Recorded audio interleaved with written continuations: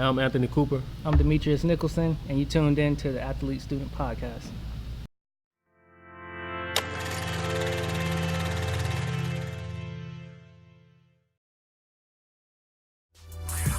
Welcome to the Athlete Student Podcast, where former student athletes take us on their college journey, discussing the high and lows of balancing athletics, academics, and other demands. No two stories are the same. I'm your host, Eugene Holloman, author of the Athlete Student book series. Let's get right into it. The best player I ever saw with my own two eyes, man, I was a freshman and he was a senior, was Dion Rubottom. Like, I seen how this dude prepared, and he'll go out Friday night, catch 4 passes, right, for 140. And then he'll go lock down the opposing receivers, the opposing team's best receiver. And still, man, he was not heavily recruited. I never seen like the big time college coaches come through Bayside. And so that kind of discouraged me, man, as being a freshman and seeing one of the best players that you ever saw with your own two eyes not get heavily recruited. I was like, man, so what's it gonna be like when I become a senior? And so I think it changed, right, when E.J. Manuel came, recruited by every single college in the nation. And so for you guys, man, what was it? Was it seeing EJ, or what was it that told you that, all right, from Bayside, I can make it and play big-time college football? I think I'll start off, because I was a freshman, and Coop was a year younger than me, so I was a freshman when EJ was actually signing that summer. Yeah. So I was in here 140 pounds, soaking wet, and EJ was in here about to sign with Florida State right over there behind the Marlin sign. But that opened my eyes up to a lot. But growing up, you always heard Bayside. I always came to Bayside games. Right. After our rec games, we leave rec practice, we come to Bayside game. You always hear that we always have the best athletes. So I don't think it was ever a doubt that, players can come out of here. But right. I think EJ, seeing him sign to a big school like that, really opened up a lot of doors and opened up our eyes a lot. Yeah, was the same for you, Coop? Yeah, for the most part. And then I think my freshman year, once I got here, I didn't even play that much my freshman year, but I was just like, dang, everybody balling. Yeah. You know what I'm saying? Seeing Henry, Buff, Jaquan, we had Corey, them boys always here. So I'm like, everybody ball, they going to schools. Like, Yeah. well, shit, we can go to school too, you know Right. what I'm saying? My freshman year, we had Marquell, Thomas, Yeah. So we seen a lot of athletes here too. So it was a lot of like big time college coaches walking through the halls, or did y'all notice that, or? Not really. Yeah. I mean, not to my memory. I don't remember seeing a lot of college coaches Gotcha. come in here. I think the first time I seen anything college related was when EJ was signing. Gotcha. And then when Marquell was going to ODU, and just I think that opened up a lot. And then seeing him score the first touchdown in college at Right. ODU, and I'm Yeah. like, dang, I went to school with him. Right. That's Marquell. So it's a lot of excitement there, and they kind of paved the way. Yeah. Along our path before we got here. So take me back, man, to the 2010 season. Like, you guys did something that, man, I didn't even think was possible since 1992, won the first regional championship since then. And I believe you guys did it with a freshman quarterback, man. What was that whole season like? And when did you guys realize, all right, man, we can actually compete for a state championship? Summertime, I think. I would agree. Yeah. When we first started doing passing league, because at one point we weren't even doing passing league, and then once we started doing that, started playing versus other teams and stuff, started seeing what they got, and we was explosive. So it's Yeah. like, we already had that swag, but it was like, man, it's versus us though. Like we always, you going versus your teammates, it's like, well, I know I can beat you in practice. You know what I'm saying? Right. Then you play versus other competition, y'all doing the same thing. It's like, well, we got a good chance, and I think that whole summer, the preparation, like everybody was like focused, and that started from the year before when Henry last year, when we lost to Woodside. But it was already in the start from there. Like the team we had was already built like that, so it was like everybody know they role, they know what they do, and we lost. So it's like it put a feel like, man, we need to get there, Right. because we had the talent to get there. Right. Yeah, I would say, piggybacking off what Coop said, that year before that 2010 season, that 09 season, that summer, we didn't. You could look at us in the gym like we was doing summer conditioning, and you probably wouldn't see nothing flashy about us. Right. But I think one thing that is overlooked that people didn't see is we worked hard. Yeah. Like we really did. And Henry, I give a lot of props to him because he was like our leader, and he kind of instilled that, like Coop said, and then it really did carry over into the next year. And we legit worked hard. We pushed each other at practice every day. Like people, they say Bayside got the talent, but behind that, we really worked at practice. Coach Moore pushed us. Coach Jay pushed us. Coach White pushed us. We pushed each other. One-on-ones, me and Coop going at each other. Darion and Gene, Smoke, Quinn, Dion. Everybody wanted to That team was stacked, Everybody man. wanted to, everybody wanted to, and everybody did their part. I think that was another thing. We all played together, and I think we had a sense of pride, playing. And I think we knew we were good. Yeah, I think we knew it. that whole year, like everything was football. Like the year before with the Henry team, his senior year, we was close, but we wasn't close like we was the next year. Because the next year, every weekend, every day is you hanging with football players, you learning. So that's like we gelled so quick, and everybody wanted to compete, everybody wanted to get better. It won't know, man, you playing so much, or you know what I'm saying? It was like be focused. Like I think that was the first time we ever hit the weight room hard. You know what I'm saying? Cause we ain't really used to going there all day, lift weights. You know what I'm saying? It was like going there, do a little something. We trying to go 707. Right. That Oscar Smith game though, man, like I was about to mention them too. that Oscar Smith game was the eye opener for me. But They won the regional championship like 3 times in a row. Yes. And then Bayside going there. And this the thing though, we were I swear for the longest, once we started getting good and we started going to passing league, we were on like a collision course with them. Because we used to see them at passing league. And it used to be like a little game out there. Like they fans would come, our fans would come, everybody come watch it. So we knew for a while it was a little trash talk there, like who really is the best team in Division 6 in our area. And we wanted to play them like we just never knew when the opportunity would come. So and granted, it won't no doubt, no nothing going into that game like y'all. we wanted to. That was one game. I would say everybody, even the players who it was state championship game. Any you asked me. The players who were on the bench, the players who didn't even play, the role players, everybody was locked in. Like it was nothing like I've ever experienced before with our team. So it was no doubt in nobody's mind. That's I crazy. don't think from the coaches to the player who had the least role. I think everybody was like, oh yeah, like this is what we've been waiting for this one. Yeah, so it was always the talk. Yeah, Morgan, Smith had they got the top athletes too in their area. So it's like, all right, we got top athletes too, but we better than y'all. We know that, but it's like we can't say that because we can't get there. We always fall short. So it's like if we get the opportunity, this is the time to show out. And like that game really, I think you asked me that game. You watched the whole game, man. We left it all out there. Yeah, man, that. You know what I'm saying? It's like this dude was playing like Troy Polamalu out there at safety. It was crazy. Like it was legit crazy. I get caught a couple times just watching the game, like, and playing in it, I could really still feel that sense of everybody was locked in, catching picks. He running onside kicks back. We like.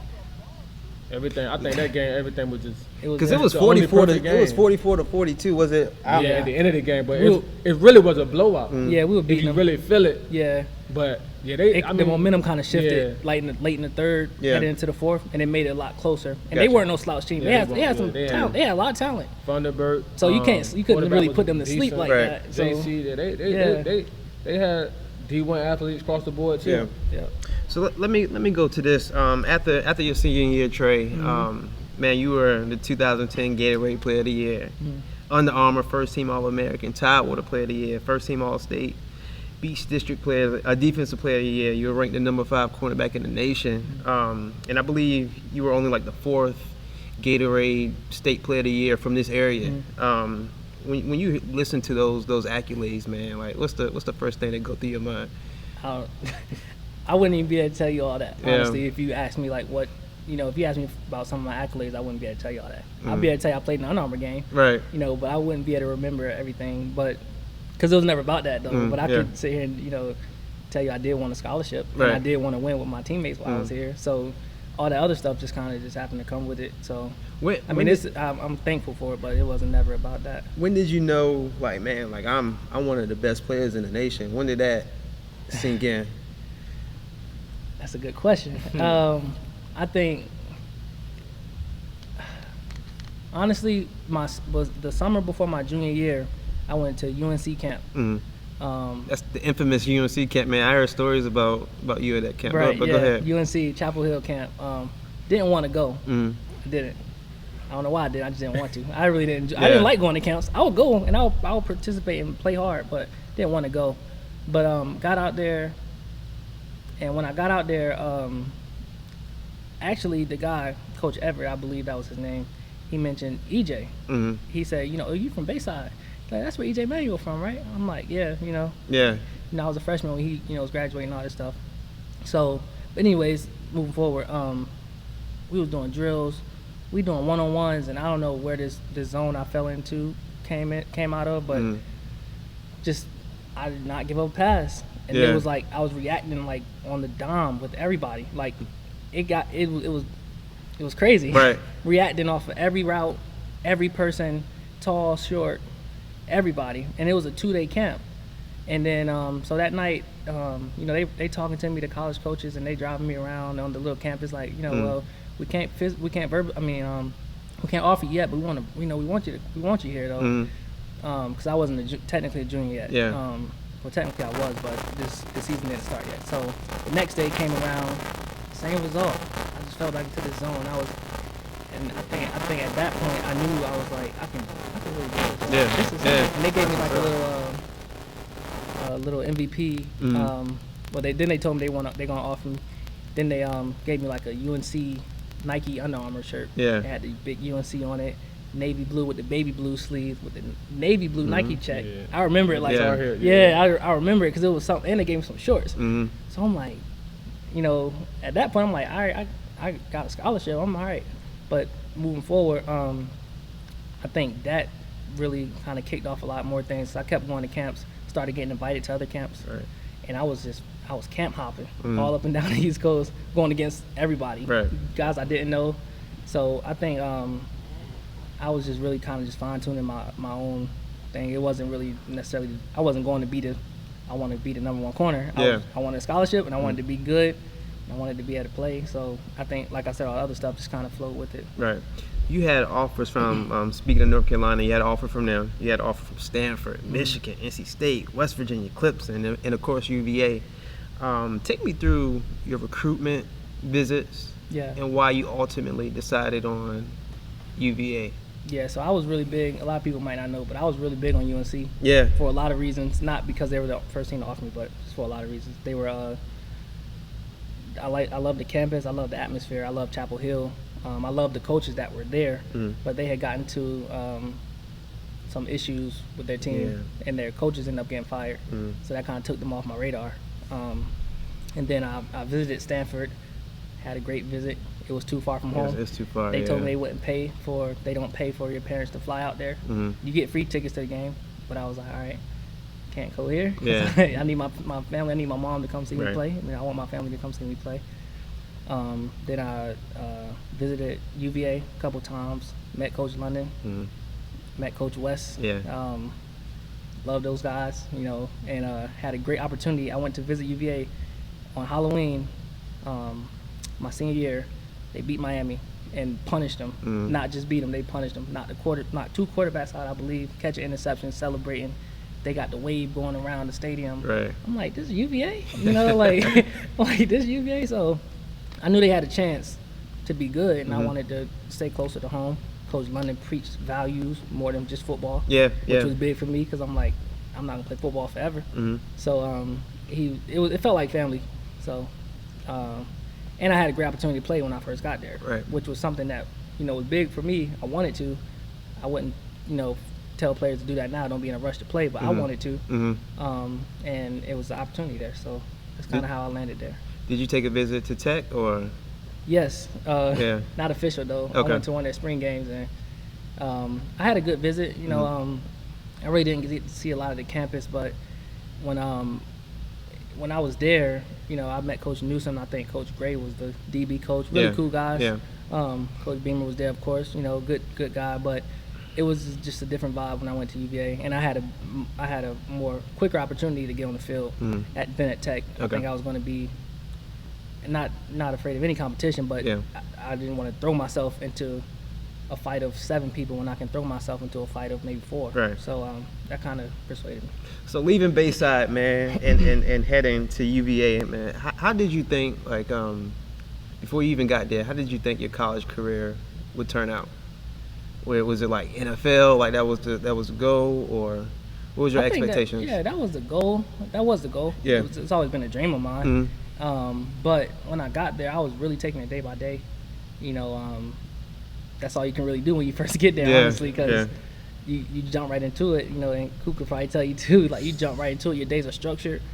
It's like you structure, you working out, you got summer classes. So yeah, you got that dream, it's still there. Right. It's in the vision, but right now you grinding and your nose down to the grind, so you're trying to get adjusted. So that's kind of what it was like when we first got there, jumping right into it.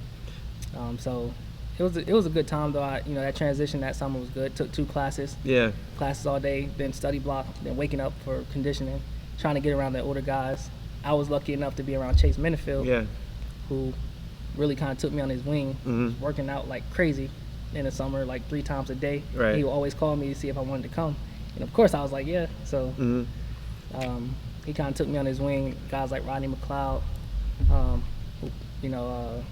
Corey Mosley, Roy Reynolds, Henry was there. Yeah. Henry, like he hosted me on my visit. Bayside guy, that's my boy. So it was a smooth transition. And you became the first true freshman quarterback to play there since 1986. What was it like, man, stepping on a big campus like UVA, playing as a true freshman, the ups and downs that come with learning like different schemes, watching film, and you still got the academic side of everything, trying to manage everything. What was that like? I would say once you in it, you in it. Yeah. You don't even think about it, But I will say my first game we played William & Mary. I knew I was starting. I prepared. They prepared me. I worked hard. I jumped right in there. Wasn't afraid to jump right into what was going on. Moving fast. My coaches supported me a lot. And actually pregame meal out of nowhere, Coach London, like, all right, guys, we're gonna bless the food. Trey gonna bless the food. And I'm like, he didn't give me no heads up or nothing. So I'm like, all right, good way to just kind of break the ice there. So that was a little inside thing, but blessed the food that day for a pregame meal. Went out there and just ran out the tunnel with all that smoke and that fog, and it was just like crazy. Did you ever have a moment like a freshman moment where you just, man, everything was just kind of running together and you had doubts, or like a really tough time where? Yeah, the second game of the season, we played Indiana. Yeah. Big Ten school. First we played William & Mary. They had some decent players, but then we went to play Indiana, Big Ten school. Everybody 225 and up. Right. I'm like 160 pounds still. I'm not that heavy yet. Yeah. Receivers, all of them. I'm looking at the scouting report. 6'5", 6'4", 6'6". Running back 235. So that game was actually one of my toughest games, more physical games early on. Kind of got broken in. Also Miami game that first year.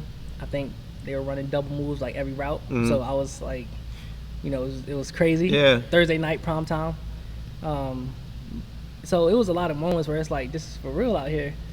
And I can go on, but it was all learning experience. So I would take something from each game and be able to keep building on to my game. Because you had Chase on one side, and then you on the other side. He experienced.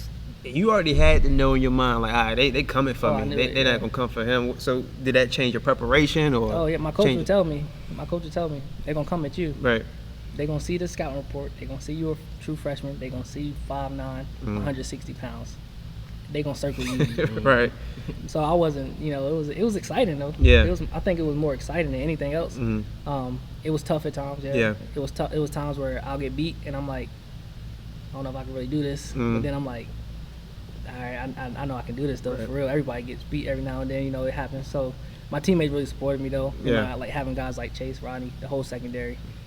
It's just, Rio, Walker. I don't want to start naming people because I'll leave people out. It was a lot of people that just, it was good memories, man. Even through the tough times, great learning experience, good eye opener as a freshman. Coming in as a true freshman though, right, and being a starter, did you experience some of the older guys like, man, this dude, he shouldn't be playing in front of me? Like any animosity? Not to me, not openly to me. Right, okay. I mean, any human will probably be doing that to themselves. Yeah. You know, in their own space, but they all supported me. Even like, you know, guys like had a couple of fifth years, you know, outside of Chase who were fifth year seniors. Yeah. And I come in my first year and they're like, you playing, you know, Yeah. they helped me though.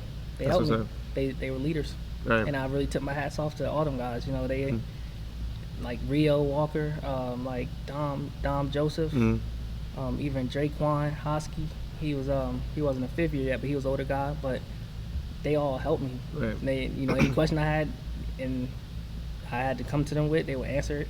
They never treated me shady. Yeah. None of that stuff. So I really like, to this day, I really honor them dudes because they could have been totally different. Right, yeah. Could have been telling me the wrong things. I think me, man, You I'd know have been what like, I mean? man, Like, nah, I ain't they telling could've you been- nothing. right, This they is my spot. could've Like, told me nah, go- you got to take my go spot, to the bro. deep half when I Right. really had the flats. Yeah. But they really took my hats off to them dudes. That's really what's up, good man. dudes, yeah.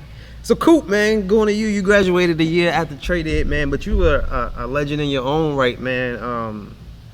Your high school career includes being named All-State at wide receiver, kick returner. You were first team All-Tidewater at receiver, All-Beach at receiver, DB, and kick returner, man. What's your thoughts, man, when you think about the legend that you left here at Bayside?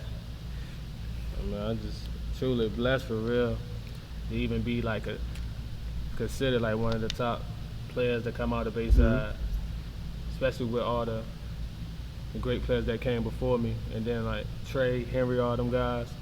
Just playing with them made me even better. Yeah.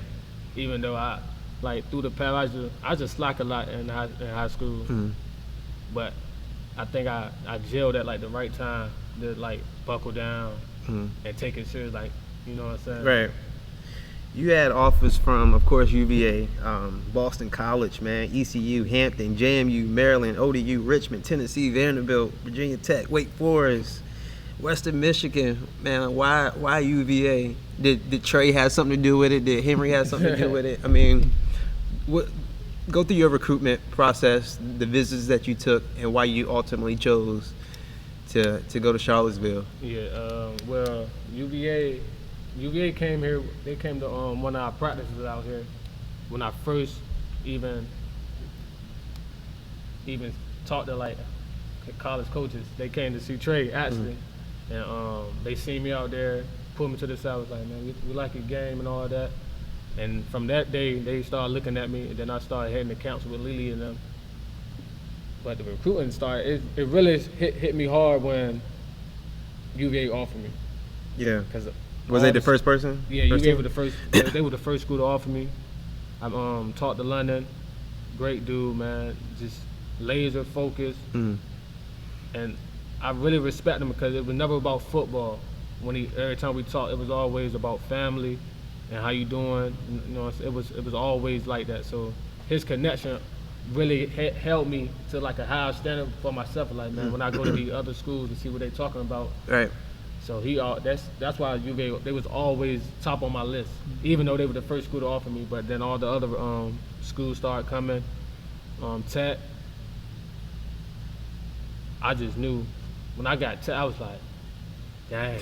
Right. It was exciting to me because being in the hallway, Yeah. I'm walking to class, I see him, he know me, you know what I'm saying? That's crazy. It was just shocking to me. So I'm like, man, this Frank Beamer, you know what I'm saying? Yeah.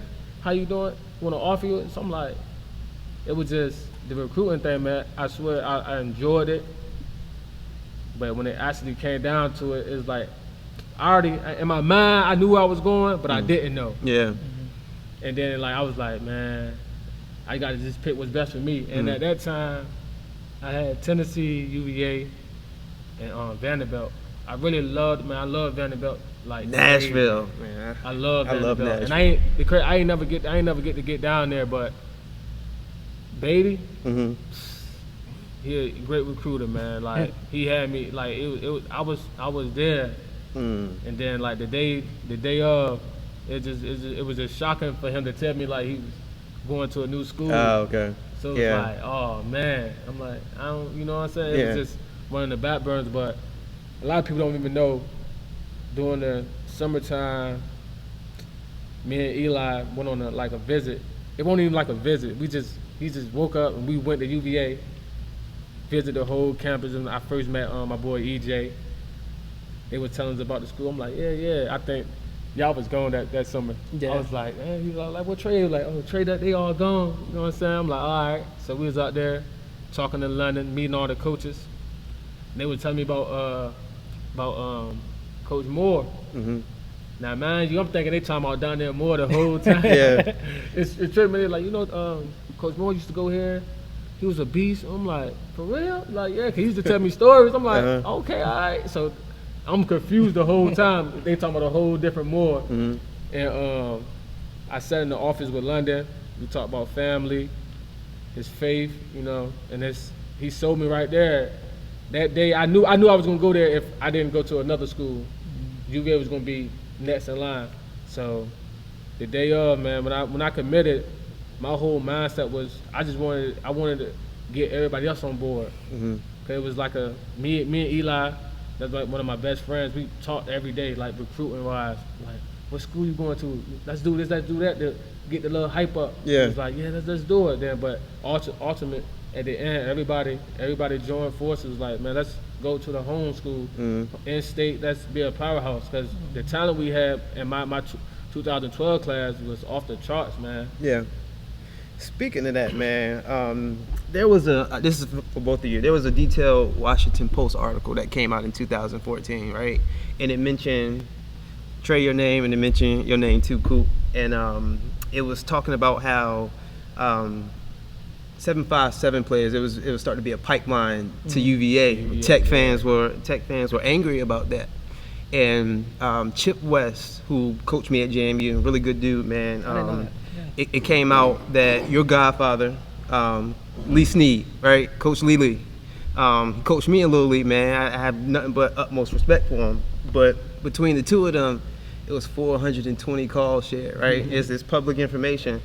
And Coach Moore, who coached us here, Coach Darnell Moore, he stated that he retired in 2012 because there was too much outside influences on players, and he got sick of it. So the article basically insinuates that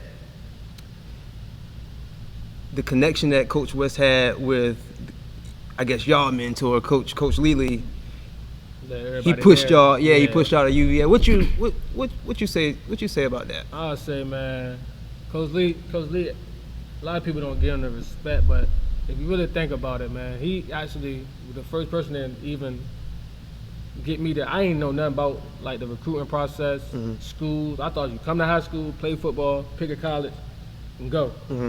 He took me to camps, you know what I'm saying? So the respect is there. Yeah. And then it's like once in the recruiting process, it's like you get so immune, you should get so attached to coaches because you want to get your players the look that they need. And at that time we was here. I mean, we was like I said earlier, we wasn't doing 7-on-7. Yeah.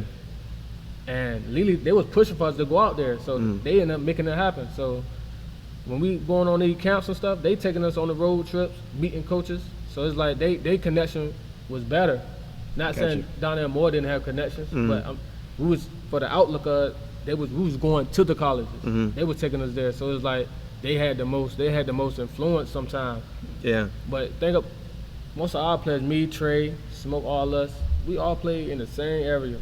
Rat ball. Yeah, I was gonna say all that. It started from a younger age, man. It's like he coached us since I'm a year older than Coop and them, but I was 9 years old when he started coaching me. 9. Yeah. Who knew what my future was gonna be? Right. He was coaching me the same way 9 as he was when he was watching me from the stands against Oscar Smith. I'm happy we won the game. After the game, he like, why you weren't in your stance on this play? Yeah. So it was man, it goes way back. 9 years old, 10 years old. Me and Coop was on the same team back then. Yeah. So like we talking about 11, 12, 13, middle school, Bayside Middle School. You look at the highlight tape Coach Scott probably got still.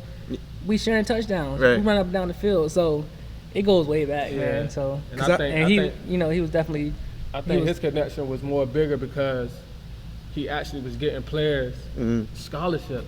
Yeah. I would say every camp. You know what I'm saying? It's like every camp I went to, I think every one he drove me to. And this was he always been on me since 9. It wasn't nothing like I was 16, and he started taking me to UNC. Yeah. I was learning how to backpedal when I was 9. I'm not joking. Like, legit stance, backpedal, getting your stance, hard coaching. So it wasn't nothing new, you know. So when you committed to UVA in the auditorium, you were sitting next to Darnell Moore, and I remember Coach Moore was like, I don't even know what school he going to. Yeah. Do you think part of that comes from like Coach Moore wanting to be in the know and maybe Alili knowing more and feeling some type of way because he actually coached you? Yeah, it was more like, see, the crazy thing is when I think the day before, because we had the workouts, and Coach Moore, he would say like little things like, about schools and stuff. I'm something like, I talked to this school, that school, and nothing too serious, but like the day before I committed, he was like, he asked me, I said, it's really going to be between UVA and Vanderbilt. Mm-hmm. But I was just being serious with him, like, if you asked me, I was going to Vanderbilt. You asked me, so it was like a shocker to him. I thought Cook was going to Vanderbilt too. I'm not like it was a shocker. It was a shocker to him that day because if you look at the video, you go on the stage, when I showed him, he was just like, he was shocked himself. So it was like, with Lily, it was like they already knew it was like who was gonna come down to, because I worked out with them every day. You know what I'm saying? So it was like. They was like, man, who you feel? I'm like, you know what I'm saying? UVA, it's going to be either UVA, Vanderbilt, or Tennessee. Mm-hmm. You know what I'm saying? So I just tried to keep it like that. Nobody knew where I was going. Nobody knew where you were going? Not one person. Like, you know, my mom didn't even know. When did you say you knew exactly? All right, this is UVA. I would say after one of my last visits. Actually, it got a little more serious when Coach London was telling me about the opportunity I had to play there. Mm-hmm. I already liked him a lot, you know, and the whole coaching staff. And you know, some of our players were there that I knew. So when he gave me the opportunity that you could play early, it's gonna be up to you, really. I'm like, that's kind of hard to beat because you know, outside of football the conversation was already there. Like, I love it here. Yeah. And the football part was like, all right, now I'll give you the opportunity to play. Definitely. So I'm like, okay. So then I think when I visited Stanford when I found out the distance piece and my parents not being able to, you know, my mom not being able to, my family fly there, buy tickets every Saturday. I'm like, I gotta stay close to home. Yeah. And then, you know, UVA's 3 hours, 2.5, you know, whatever you want to look at it like. But and then I went to the Under Armour game. My boy Darius Jennings played for the Tennessee Titans right now. My roommate at the Under Armour game. Gatorade player in Maryland, right? Yeah. By this time, I was already committed, but it wasn't signing day yet. And I remember he was on the board, and I forgot. One of my coaches was like, if you see, you know, see if you can talk to any of, you know, our players that we got on our board to see if they'd come. And he was one of them. I didn't even know who he was. Mm-hmm. And we got out there, he ended up being my roommate. Yeah. We clicked. Like, we clicked. He's still my boy to this day. So I thought he was going to Wake Forest. Yeah. You know, that was big on his list. So I'm like, you know, just would love, man, just come, you know, come join. So signing day, I didn't know where he was going till signing day. So I signed, then I saw his name come across, and then like some of my other friends who I kind of connected with, some of our boys from Phoebus, Day, Daquan Romero, Caleb Taylor, CT, and these are all guys who we were working out with and going to camps with. Yeah. Like, so we built a relationship. They were at Phoebus, we was at Bayside. We never played each other. Cause they in D5, we was D6, but we were at these camps together. Me and Day was about to go to UNC together. We ended up going to UVA together. Yeah. So it's a lot deeper than what people think. Yeah. Okay. Like on the surface, it looks like, oh, everybody's going here because of whatever. Right. But this was embedded by us, because we was together building those relationships. Right. We was together at those camps. Yeah. We was talking amongst each other. You know, ultimately we had our own decisions to go wherever we want. Absolutely, so, absolutely. And so to make the thing more. When Trey went up there, and it's like, you see Trey, he started. Yeah. Right. And it's crazy. I can still remember when the first game they played women in Maryland. We just played Cops. We beat Cops. The first thing I do, when I get to the crib, I ain't even looking for Friday night flights. Right. I'm like, what Trey do? Yeah. You know, Trey had to pick. I'm like, what? Oh yeah, we lit. So that right there, she was like, man. He had Virginia. They told him he got an opportunity to start. We all in the same. Well, I can go out there and start too. Right. You know what I'm saying? So that actually played a part in it too. Yeah, and honestly, man, I think that would play a big part for me if I knew somebody, one of my teammates was already there. Absolutely. And that happened. I don't know if you guys remember Maurice Fenner. Like he was at JMU when I got there. Yeah, and yeah. just having he went someone. to Cox. Oh, he from Bayside, No, right? he from Bayside. Yeah. I know him. I do know him. Yeah. Having someone familiar. Yeah. So, speaking of that, 2012, man, your sophomore year, you started every game, and then you're a true freshman, man. You played in every game. What was it like being back on the field, like together? Crazy. At first, it was for me when I first got there, man. It was tough. I can't even lie to you. It was tough, man. Cause I knew when we first got there, they was already going through workouts and stuff. We was doing our little freshman workouts at the time, and those was like kind of hard because like the adjustment frame. Yeah. Waking up early in the morning, going to class, trying to just get that down. Then on top of that, stay committed and trying to work on your craft and stuff. And boy, it was tough. Yeah. It was tough, man. Did you have like moments where like, man, I'm waking up late, I'm having trouble getting up? I wasn't even sleeping at some, like it was for me, I wasn't even sleeping at some days. And it was like, dang, soon I get everything together, about to go to sleep, nope. 30 minutes before workout, like, oh man, it was competed, and I'm like, dang, it's just something you gotta adjust to when you like when he said when you win it, you win it. Yeah. So once I got the adjustment down, I was good. But man, when I first got there, it was tough, boy. I was running around like. Did you use Trey to be like, man, like how can I better use my time or?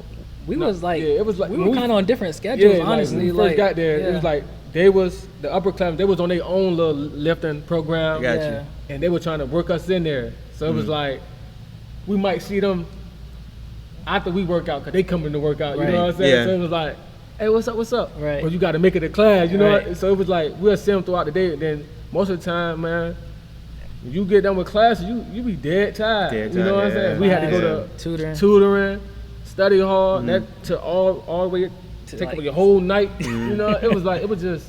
So it's from like 5 in the morning to about To about 11 Yeah. at night. Yeah, all night. And Every you wanted to day. get your rest because Right. you wanted to be ready for the next day. So it was crazy. It was- but and my second year, people I don't was ready. understand that, man. Yeah, I felt Yeah. good my second year going into it. I was like, because I got the first year out the way, Right. so I was on a different, kind of a different wave a little bit, because I was already acclimated, like fully acclimated. I had a whole season under my belt, so I can understand what they were going through because we were just in it. Right. But I thought about just how my class came in together, and we had to kind of figure. That's how they were too. They were Yeah. doing the same thing. Same thing. They were figuring it out and sticking together. Like Right. you'll see them walking together, and I just remember like just last year. And you doing the 8 months same. ago, me and my boys, Right. I came in with, we walking together like, yo, where's this at? Where's this hall at? Are y'all going to get something to eat right now? Yeah. Yo, we got to get the And it actually tutoring. made you learn the other players that was that you came in with. You came in with. Absolutely. Cause like, man, we got so close as a unit. It was like you knew what. Hey, come on, man, we gotta make it there. You know what I'm saying? We don't want nobody to be late. Right. You know what I'm saying? So it worked. Once you get into it, it worked. It worked, man. You just gotta don't that first month. I was ready to go home. I was ready to go. I'm like, man, I can't do this. Right. You know. But once you get it down pat, man, it's a roller coaster. You get right through it. I had Philip Sims, who transferred from Alabama to UVA, and he was telling me how different like the academics was from Alabama to a prestigious university like Virginia. We all know it's considered Absolutely. like one of those real smart schools, man. Like, how was it for y'all? Like, coming from Bayside, and I know Trey is different for you. Like, school was really important to you, but for me, like, it wasn't. I went to college to play ball. Right. I don't know if you was the same way, Coop. I So definitely.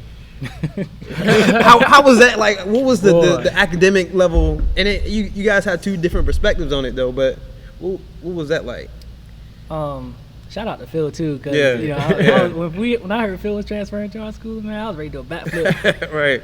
But academically though, that summer when you first get there, like we graduated June. I don't remember the exact date. June 16th, right? Yeah. I was at school July 6th. Yeah. So Right there. jumped right in it, and then I was starting class like July 11th. Actually, like almost like to this year, 8 years ago. But you jump right in it. Yeah. Like I said, you don't.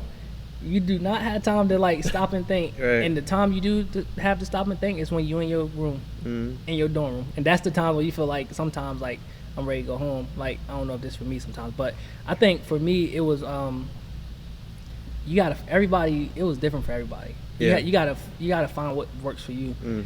Like I figured out, you know, we use our academic advisors. They tell us what teachers are like, what classes are like, Right. But I think more so than that, you got to figure out what works for you. And for me, I think it was more so of my first semester. I'll be completely honest. My grades were, I was eligible and I was passing, but I was excited to get a D in astronomy. Yeah. And I'm like, I just took astronomy my senior year in high school, right? But I think I didn't make honor roll until the spring semester of my second year. That's when it finally started clicking for me a little bit, where I'm like, I can do this. Yeah. After I made it the first time, I just kept making it after that because I figured it out.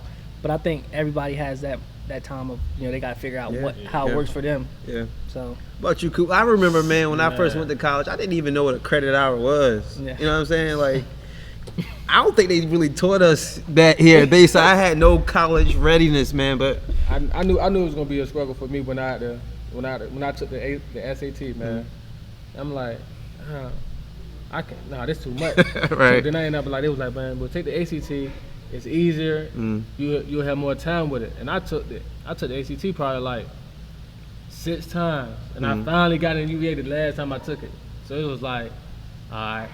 Well, that's one, bro. Once I get to school, I'm good, man. Boy, we got there, it was different. I was just like, I might as well just pack it up and go home. Man. Right. It was tough for me because I was never a school person, and the only thing that really kept me going to school was sports. So it's like I knew I had to, in order for me to play, I had to keep my grades up. So and at Bayside, it was like, you know, we know a lot of people, and they gonna help you, because they want to see you succeed. So once I got to UVA, when I got to UVA, I didn't use towards the end, I think I started using everything, all my resources.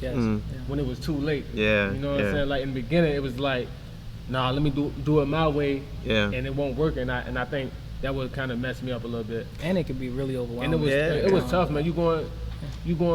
You in class with 200 people. Man, you know what I'm saying? It's like, that I'm like, part, I know the professor ain't talking to me. You Right, know, it was different for me. I'm like, all my class, I'm like, they don't care if you show up to class or not. It was different, right? man. I know, I get you. So, Trey, after your sophomore year, man, you were like the face of UVA football. I know that to be true because I remember a coach coming back to me like, man, like this Nicholson kid, man, and things started to change, right? Your junior year, you got hit with the injury bug, man, and it's different. Yeah. Well, the injuries and the emotional toll, trying to just get your body back, right? Yeah. How was that? I actually got hit with 2 things that year. One was coaching change. So the coach who recruited me, Coach Jim Reed, I think he at Boston College still. Boston College now, I think he's the D coordinator there. Man, he can recruit anybody. Yeah. He wrote me handwritten little notes every day. And like, you know, you walk past his office, Trey Nicholson, come, you know, always open door policy, talking, made you feel like he wanted you there, and it kind of, you know, subconsciously you feel like, all right, I can be here. You know, my coach let me. I can play. It take a little pressure off of you. So heading into my junior year, our D coordinator got fired. Our O coordinator left. Bill Laser. I think he in the NFL somewhere. Cincinnati. Yeah, somewhere. Good dudes, man. But they, you know, went on to the next chapter of what they were doing. Coach West stayed. Coach Hagan stayed. I think Dex stayed. Dex stayed. Yep. And I think that was it. And then leading into spring ball with the new coaches there, I pulled my hamstring like working out before spring ball started. I missed spring ball. So I came back into summer camp, had to, you know, then that's my new coach first time seeing me, you know, me being able to show him anything. So ended up, you know, trying to get to know him a little bit. He was totally different from my other coach. Total opposite. Like, he was total opposite. He knew his stuff, you know, like he really knew it. But I would say he wasn't as he wasn't Coach Reed in terms of his personality. Mhm. I'll say that. It was different adjusting to him than it was with Coach Reed. Then playing, doing well. I think this is one stat I do remember from college, but I think I had a pick and like 5-6 pass breakups in like the first 5 games, right? So my junior year was rolling. I'm like, all right, I'm on the second half of my college career. You know, about to finish, about to graduate, and then, you know, my name kind of up in the ranks a little bit about the corners in the nation coming out soon and all this stuff. So I'm kind of keeping a little eye on that, and then boom, playing Ball State. That's when I got injured. What was the injury? I had a turf toe injury. Yeah, that's right. Third quarter of the game. Me and my homeboy Day, we actually both went in for a tackle, and it was some other players too, but we all kind of like went in for the tackle at the same time, and my foot got rolled up on. I don't know who, but somebody rolled up on my foot, and I thought I rolled my ankle, so I got up, and the dude broke and scored too, which made it even worse. It's crazy, but I got up and I thought I rolled my ankle, but I'm like, I had my ankles taped, so I know my ankle not broke. So that happened. I'm like, I felt the sharp pain in my foot. It was really sharp too. I'm like, hold on. So then we came back next drive, and no, actually we threw we got the ball back. We threw a pick, so our defense had to go right back out there. And I'm running out there, and that's when I kept feeling the sharp pain in my foot. I told my boy Brandon Phelps, I said, yo, something wrong with my foot. I kind of like told him. He like get down, and I'm like, nah, I'm gonna see, cause I didn't want to come out the game. Right. So I'm like, I'm gonna see. So then luckily they ran a running play to the right side, literally to the right side, and the dude on my side just ran a little out route, like he was running the route, trying to take me out to play. But I went to try to plant. I was like almost falling down, and I was like, nah. So went to the sideline. I went down. Felt crazy. Never been injured like that in my career. But went down. They brought me off the field, took my tape off and everything, and my foot was all swollen and bruised. Couldn't play the rest of the game. Next day, it's even more bruised all around. So that's where that kind of that little roller coaster ride started taking its dips there. So hold that thought. I'm gonna come back. Yeah, I'm gonna come back to you. So Coop, man, you played as a true freshman, and then you redshirted your sophomore year. And I was reading that they said that you had to take care of some off the field issues. What were those issues, man? And take me through that whole thing, because that was essentially what your last. Yeah. Okay. For the football aspect, my freshman year I played in the summertime. When I first got there, I switched positions. I was at receiver, and I think that summer, that's when everybody had like little nagging injuries. So during training camp, I ended up switching to safety. Started playing a lot, learning the playbook way quicker than I was learning the offensive playbook. And Coach Reed, man, was definitely one of the best coaches I ever had. Like he was just. He'll have you really run. You can run through a wall by just talking to them. Right. You know, so that's how amp he had you. And he was like, man, I'm gonna give you a chance. So the whole year, and I never was like a selfish dude that just want to play. Anything to help the team. When that was my type of attitude. So my whole freshman year mainly was like special teams, and I think I got my first career start at corner versus North Carolina. We was playing corner on opposite sides of each other. It was crazy. Cause Now that I think about it, that's crazy. I forgot all about that. That whole week, the whole year I've been playing safety. The whole year learning the playbook, and then my boy Reese went down, and they was like, man, we need you to play corner. And it's like right before the game though. Like I'm like, huh? He's like, yeah, you gonna start corner night in the nickel package. I'm like, all right. I ain't really take it serious. I'm like, all right, because me and Rio, he actually was playing too. So it was like, my boy Reese was like, man, you ready? I'm like, what you mean? He was like, you going in there? You ready? I'm like, yeah, I'm ready. But I was so nervous, man. Like my swag was messed up. It just took everything out. I'm like, all right. So when we first went on defense, man, and they called the nickel packers. I was out there. It was like, oh, I didn't know what to do. Like I couldn't even. I was so shocked, I couldn't even hit a call in the game. It was like a Thursday night game. Everybody was there. It was just crazy. Game. It was so loud, and like I couldn't even. At first, man, I couldn't hear nothing. And the first play, it was so crazy. The first play that we was in cover 4. Luckily, I didn't even know what cover he was in. I just was checking the man. Right. And he just ran the go route, and they threw it to him, and he didn't catch it. And he overthrew it. So I'm like, all right, let's go. I'm good. I'm back at it. And then I just had a good game, and my freshman year was great, man. The experience to play with older guys, learn the new technology, you know. And then my sophomore year, I just knew for a fact, like, all right, I'm gonna have a good chance of starting. Because I knew going into it, I knew the coverages, you know. So I was just start getting a rolling. Not, mind you, my academic, they coming along. Yeah. So I'm starting to get it. And then right before we had winter workouts, I was in London office. He was like, man, you academic, you gonna be academic ineligible. I'm like, for real? He's like, yeah, because I think coming out of the summertime, my freshman year, I had a C and a C minus. So that already put me at like a 2.0. Yeah.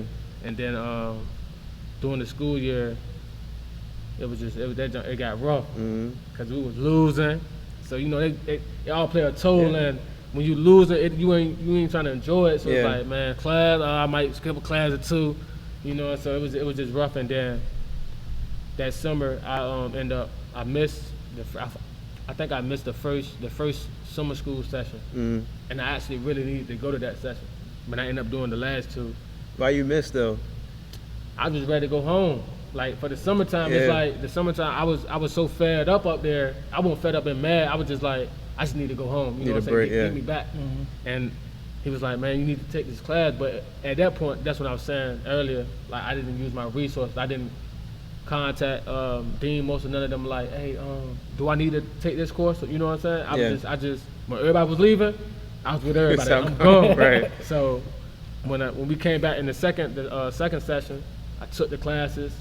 I got an A, and I needed to get a C, and I ended up getting a C minus in one of the classes, and that made me I was ineligible. So I didn't look at it as like a loss, because then I was like, well, I was still on the team, and London, she said, man, that's why I respect Coach London. He was like, man, just focus on your grades, get your grades up, everything else will fall in place.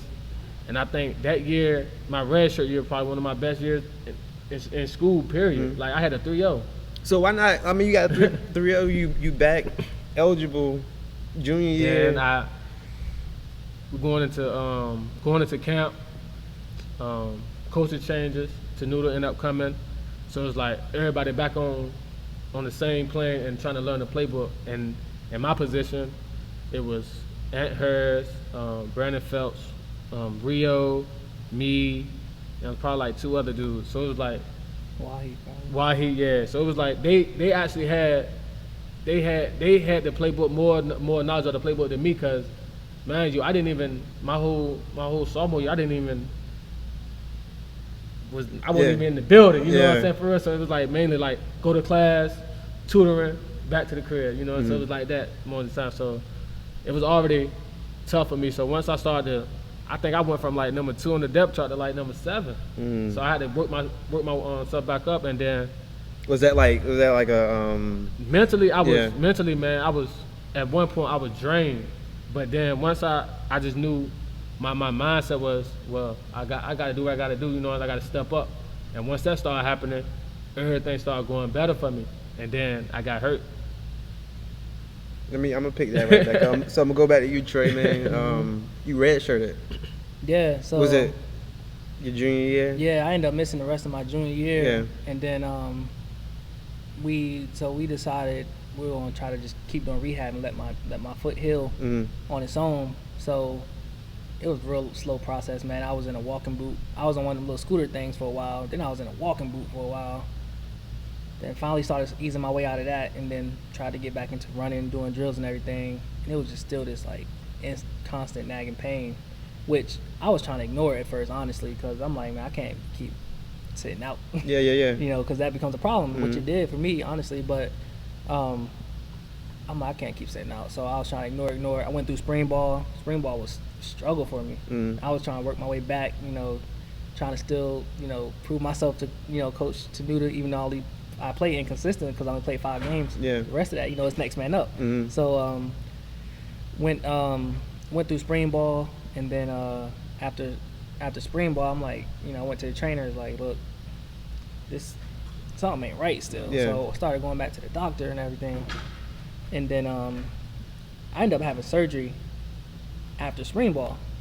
So that kind of led into that recovery process. I had to make a tough decision because they was like, this process is going to take this. You're going to start slowly getting back into running and stuff around this time. And I'm thinking like, dang, this is about to be right into the season. Mm-hmm. So I'm like, this is crazy. And I'm like, if I don't, then what's going to happen? Am I just going to keep running with a limp for the rest of my life? Yeah. Like, it was good. So this is all the stuff I'm thinking about. Yeah. So I'm starting to think about it a lot. And it was a real tough decision. So ultimately, I ended up having surgery. And then that recovery process lingered again. Yeah. So I'm just like, I can't catch a break Yeah. right now. So really, I'm like MIA. I'm missing action at this point. I Mhm. went from being present every play Right. on the defense Yeah. to MIA kind of in a way. So I was kind of in a rough spot, you know. And I was out. You know, when you out, the show goes on. Sure goes on, man. Next For man up. anybody, Yeah. So you know, that I got a medical red shirt. They granted that for me.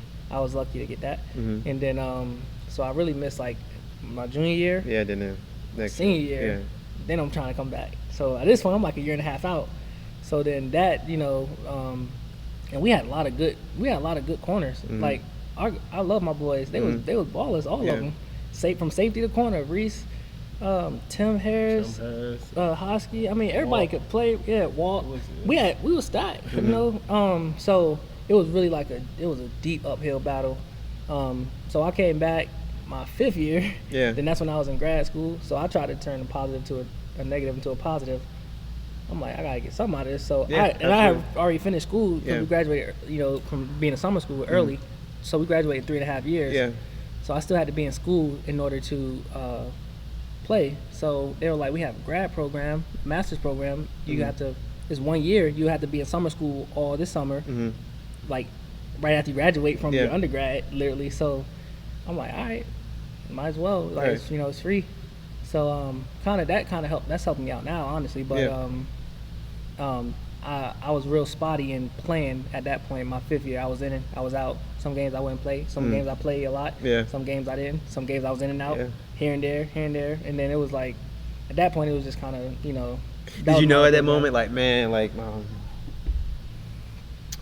because your sophomore year, you're getting up the ranks, Yeah. and now you at this place, like, man, like, I don't even know if the league is still Yeah, the goal. honestly though, like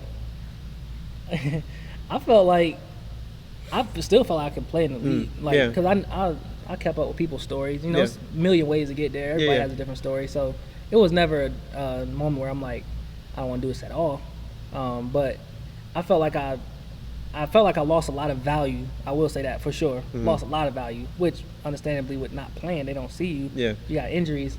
I'm undersized to be a corner. Yeah. You know, our room has some big corners. You Right. know, Reese and Tim and them, they like 6'1", 6'2". I'm almost like the small guy. I'm the Yeah. old guy, but I'm the small guy in the room. But so I'm undersized. So you know, respectively, so my value going down. Yeah. Which any scout, that's what's gonna happen. Yeah. So I understood that, but and then my balance, just recovering though, was still kind of. I was still psychologically, even Right, to this yeah. day, I'm still a little off balance a Yeah. little bit, and it bothers me. It's aggravating, but it was still in the. You know, I still had opportunities. You know, and I feel like I put in I had a decent enough resume to have a shot. So yeah, that was you know Yeah. roller coaster ride. So Yeah, sound like it. Yeah. I was, you know, you got to be in it though. You got to go through it, man. Everybody go through something. So that was my my barriers I had to face and run through right there. A couple of them, but Right. it's all good. Cool. You never put on another uniform, Cavalier uniform, man. What happened? Yeah, it's after when I actually got back, I was going hard doing scout team, trying to just get back in the groove. I ended up turn a little partial little tendon in my hand, and that set me down for the rest of the year. So now I'm like, dang, I can't catch a break. So then I dropped right back into my. I was losing it, man. Like everything was going downhill. I was going to class sometimes, and then I think at the last minute, it hit me like, I still got like 3 years left. You know what I'm saying? Yeah. For me, it was like, red shirt. You know, I ain't want a red shirt. You know what I'm saying? not thinking like it can help you though. Yeah. And that's I blame myself for that because I didn't look into it more. Because I'm on the aspect like, man, I can't redshirt. I gotta do what I gotta do so I can make it to the league. You know, that's my whole mindset was going to the NFL. It wasn't like, all right, let me get my degree first, and then you know what I'm saying. My mindset was playing A to B to C was making it to the NFL. Yeah. So when that won't go as planned, everything else fell on the back burner. And I think at the last minute when I started to realize like, let me go this way, the route that I needed to take, I started doing it and it was too late. It was too late, man. I think the summertime, after going into my junior year, that summertime, right before, I was sitting in the office in London. He was telling me, he was like, man, it ain't looking too good, but you can, you know what I'm saying, you can manage it, you can try to work it out. And I'm like, what I need to do? And I just felt myself like I was already, from a standpoint, I felt myself already fading away from the university. So being me, not thinking. Yeah. Man, one day I woke up. It was in the summertime. I woke up and I was just done. I was just done with it, and I just left. Like no explanation to the coaches. They still calling, trying to figure out what's going on. Like I'm at the crib. You know, my grandma, they like, what you doing here? You know what I'm saying? They thinking like, what's going on? Why you here? And I was just, to me, I let myself down. Yeah. I'm like, you know what I'm saying? So much weight on me. And I'm like, man, I just left.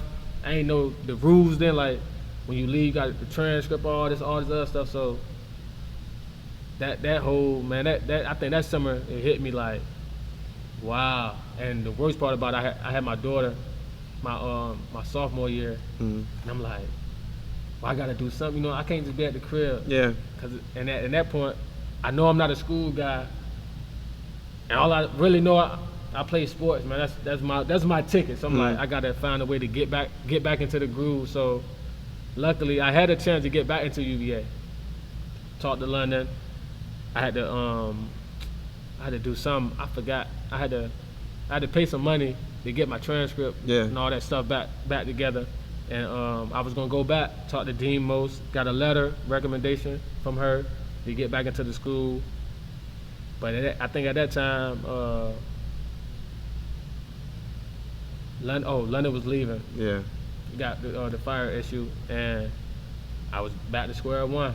So now I was thinking to myself like, what I'm gonna do, man? I done took online courses. I was at one point I was thinking about just going to the CFL, go do a whole trial. Yeah. About to end everything and go that route. But luckily, my boy DC came in. Was like, man, I can get you back in school.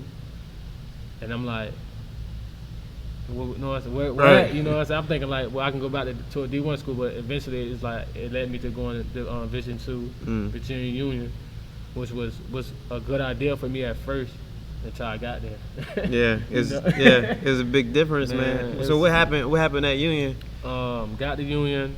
Mark James, the head coach, great guy. Ended up going there. Me and Zach, then Lil Zach, ended up being roommates. And football aspect, everything was great. Number one defense. You know, we had 22 D1 transfers, meeting all the guys. Had a great year. Went to the playoffs for the first time in their history. It was going good. And then, just like at UVA, the coaching changes. You know what I'm saying? Started feeling, our DB coach at the time was Flowers, old head guy. You know, he just knew. He was like one of them coaches that, like, hey man, do this, do that. He was like, tell me what's going on out there. You playing? You know, he was laid back, real cool. He ended up getting fired, and they ended up bringing in a younger guy. And me and that coach, it ain't clicked. I was already mad that I was there because going to classes, it was different. Coming from UVA, it was so different because I expected so much from in the classroom. Then you realize like some of the teachers, this like a part-time job to them. You know what I'm saying? So it was different. So I'm like, what's going on? I can't even go to office hours. You know, it was so everything played a part in that. I'm like, man, what I'm doing? Yeah. And then going into spring ball, had a great spring ball. Coaching, me and the coach still not getting along, even though I didn't look at it at that time. I'm looking at it like, well, I know more than you. Yeah. You know what I'm saying? Because the coach came from like a D3 school, and I'm knowing the terminology and stuff going down. I know, actually, not saying that I know more than him, but to me, I'm like, I know most of the stuff he's talking about already. You know what I'm saying? I already done put it on the field, so it's like me and him had like the coach it was just getting bad. So it came down to either you like him or you go a different route. And me being me again, I'm like, I can't work with him. You know, right. It just ain't gonna gel. And then I just end up leaving there. You just come back home to Virginia Beach. Basically. Yeah. Let me ask you guys both this. And the school part, man, what's so different about being at UVA and being at Union was they took everything at Union. It wasn't taken seriously. Like paperwork always getting missing. Yeah. Credits not transferring over. It took, man, like I was there for a whole probably 6 months. And they still, my credits and stuff still they still didn't finalize it. So it was like, what's going on? So I'm sitting there for a whole 6 months thinking like, what's going on? Like, how many credits I need to graduate, or you know what I'm saying? So that played a part. I just got tired of that too. So it was like, maybe school ain't just for me. Let me go home. You know what I'm saying? So I just went home, and then the rest is just history. Let me ask you this, Coop. Like, if you as you sit here right now, like, if you were talking to, I guess you're the 20-year-old Coop, knowing what you know now, man, what would you tell him? 20-year-old Coop, I told him to go a different route. Basically, the school take the school aspect more seriously. That's to be honest, that's the main thing for me. Yeah. Because anything else, like playing football, that's light work. That's something I know how to do. Right. I took to the point of myself that I ain't putting the work into taking the school aspect 110%. If I'd have worked on that more, then I probably wouldn't be sitting here now. You know what I'm saying? That's how I feel. Yeah. But I knew it's just sometimes you get caught up. I got caught up in the hype though. I can't even lie. I got caught up in the hype. You this, you that. It's gonna work out for you. And everybody telling you like, man, you got a good chance. You gonna make it. Yeah. And and I'm like, well, school is gonna be school. Right. I know I got to do it just to keep playing. But when you get to college, it's a whole different level. And the football aspect, it ain't even about having fun. It's a business now. Yeah. You know what I'm saying? So 20-year-old Coop, stick to school, man. Take it more seriously. Yeah. Stay focused. Do you think too, with the expectation that people put on you, because you got a full scholarship, do you think it's hard trying to live up to it? Like, I gotta make it because I gotta take care of this person, that person, that person. Like the pressure that you get from other people you put on yourself. Yeah, how did that affect you? It was tough, man. Cause we were, like Trey was saying, man, we've been playing ball since 8, 9 years old, and from them days, you knew you were gonna be good. So it's like it was just waiting to see when you get to the high school level what's gonna happen. And then like I think all the pressure for me was everybody knowing that I was good, then me going to other states, other camps and stuff, playing versus the best players. Me actually being one of the best players in the camp is like, oh yeah, I can do this. Then go and play college, like yeah, I got a good chance. And I honestly was so mad at myself because I felt like I let my family down. Yeah. And they was riding me, like it feels good for somebody like me to say, oh he at UVA. Yeah. You know what I'm saying? Yeah. It's like I never thought I would go to college. Right. Like I was just playing football because that's what I love to do. I never seen the aspect like, dang man, I'm going to college. And for free. Yeah. My family comes to see me play. It was a shocker to me. And when stuff started to derail for me, I was like, I seen a lot of people. You know what I'm saying? You got the people that's gonna be on the wave for a little while till it start. You know what I'm saying? Just slow down. But most of the time, man, all I was thinking about, man, my daughter. You know what I'm saying? My wife and all of them, my grandma, my granddad, my brothers and sisters. Like, dang, I let them down. You know what I'm saying? It took a while for me to get over it. You know what I'm saying? Talking about, it was like, cause they bigger comments was like, man, my brother in college, man. Mm-hmm. You know what I'm saying? I was shocked myself, like, I'm the first person in my family to ever go to college. Mm-hmm. You know what I'm saying? It's like, that's an honor. Yeah. And I ain't take advantage of it. Mm-hmm. And that would make me so mad. It's like, I should have. Yeah. You know what I'm saying? But hey, it happens, and it's a learning thing. I just don't want. The best thing for me to do is to teach somebody else to go a different route. Absolutely. Trey, for you, man, because you was a scholar, man. Like, you took school seriously, and it's been like that since high school, right? But things happen, man. Like, life just throw you curves. That's just how life is. If you could do anything differently, what would you say? What would you say you would do? I always tell myself this, man. I would do a lot more in college outside of football. Yeah. I mean, in hindsight, I think, we were just kind of talking about this, but I was lucky enough to experience some other things with being a fifth year, like interning and being in grad school. But even in those 4 years, like even now when I'm talking to athletes who want to go to play college ball, I'm all for it. Like go do it. Yeah, it's great. Yeah. It's fun. Good memories. You build bonds with your brothers that you're gonna know for the rest of your life. But when you miss out on a lot of resources outside of even the resources that's just presented to you. It's so much more. So I would definitely do a lot more outside of what I did. Football, like Coop said, and Henry always said this to me in Bayside. Before I got to UVA, football, and I tell kids this all the time, I just pass it through. Football is going to take care of itself. Football is what we know we can do. Like, the other stuff is what we need to take care of. Football gonna be here. We know we can. I know I can go backpedal and cover somebody and do whatever, but the other stuff is what we need to do. So I would definitely do a lot more, because football did take care of itself. It always will. It's we know we can do that. That's inevitable. We've been doing it. Absolutely. That's not a question, but it's the other stuff that we really got to tap into. So I would just do a lot more. Question for you, both of you guys, and my final question, man. When I say athlete student, man, versus student athlete, what's the first thing that come to mind? And I'll pass it to you first, Cool. The first thing coming to mind for me is, I think people get it confused in what a student athlete is for real. Yeah. Because going into it, you would think it's about the grades and all that, but once you get there, man, it's 95% of it's football. Right. That's your focus. Like, you come here, this your job.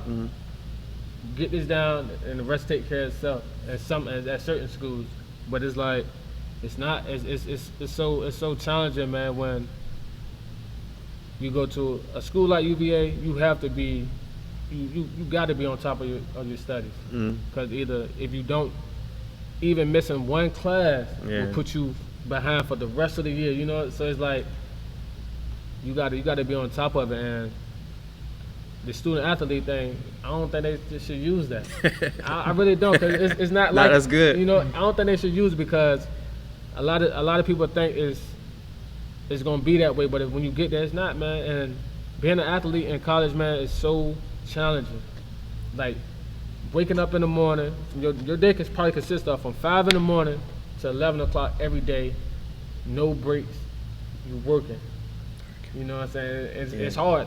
Being a regular student, I'm not saying being a regular student is not hard, but it's challenging because you don't understand the workouts you got to go through, the practices you got to do every day. It's just challenging, and a lot of people don't understand that. They think, well, y'all, you going to school for free. Y'all, it's easy for y'all, but it's not. It's tougher than what you think it is, you know what I'm saying? Right. But everybody, the outside looking in, it's always going to be like that, the different aspects, but I don't think they should use that word student athlete. I never thought of it, man. That's a good point, man. What about you, Trey? I got a couple thoughts on it real quick. One, piggybacking off what Coop said. I'm gonna go back. I'm gonna go in order. I think from a young age, I think now it's getting better, but I think I'm sure our parents always want us to do good in school, but our family or whoever. but I think it was always just football being preached. Like, Yeah, man. so that athlete part really, growing up kind of really did come first a lot of the times. Even, we went to school, but even when we went to school, it was like, we go to PE, we play throwback and run. Like, so I think the student part need to be preached a lot more early. I'm talking early. I'm talking about all these rec teams we have, across anywhere. You got to get that into their head because you got to know it's going to be a part of it. I think you really got to make them understand it's going to be a part of your journey and you got to do it. Right. So that's why whenever I'm talking to any football team, I get them hyped, talk about football, but I always throw that in there, even if I just try to throw that in on the side. But even more so though in college, one thing that football does, being a student athlete, any sport really, but for us football, it does take up a lot of time, and you go to class a little fatigued. You can be leaving. We practice literally. We wake up at like 6. We have meetings, get our ankles taped, have a little breakfast, go to practice around like 8 to like 10:40. You gotta catch the bus to get to class by 11 if you got 11 o'clock. But you can have a test at 11 really or whatever. But one thing it also does is it takes away that athlete student thing is crazy because the student part, it's a lot more that I wanted to do in college as far as like majors. Can't. I mean, maybe some schools got some certain circumstances, but you can't because some of the classes you have to take is during practice time, but you there on scholarship, so you're not taking that. You're not majoring in that because you got practice from 8 to 10. That class at 9.